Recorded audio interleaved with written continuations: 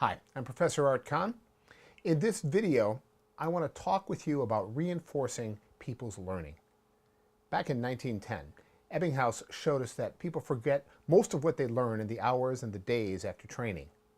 The good news is that modern researchers, have shown us that you can change the shape of the forgetting curve by periodically boosting people's memory with short quizzes, polls, and other interactions.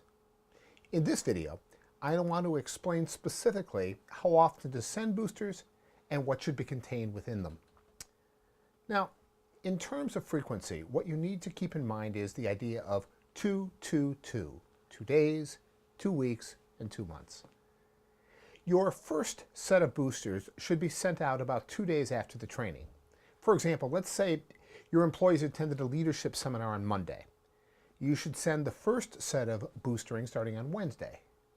This first set of boosters are called recall boosters, and the key is just to get people to try to recall information that was presented during the seminar. For example, you should send them a multiple choice question like this one. According to the seminar, the first step in consensus leadership is A, establishing trust, B, establishing authority, C, establishing lines of communications, or D, developing relationships. Please note that the correct answer to the question is not immediately obvious, and that's good. All the answers are potentially the right answer, and the student really has to think about it. This induces a deeper level of processing, which will help them with long-term retention. All right.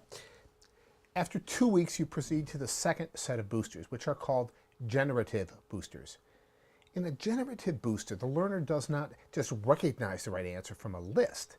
Instead, they have to think about a topic and then create an answer out of their head. Now, here's a really good generative question. During the blank phase of problem solving, a consensus leader should seek unfiltered input from every member of their team. Now, again, this is a really good question because the answer is not immediately obvious. The third type of questions are called integrative questions, and you should send out a set of these about 2 months after training. One of the best kinds of integrative questions are polls. For example, ask your learners a question like this. In general, how do people respond when you use consensus leadership techniques? A, both men and women respond positively. B, men respond positively and women respond negatively.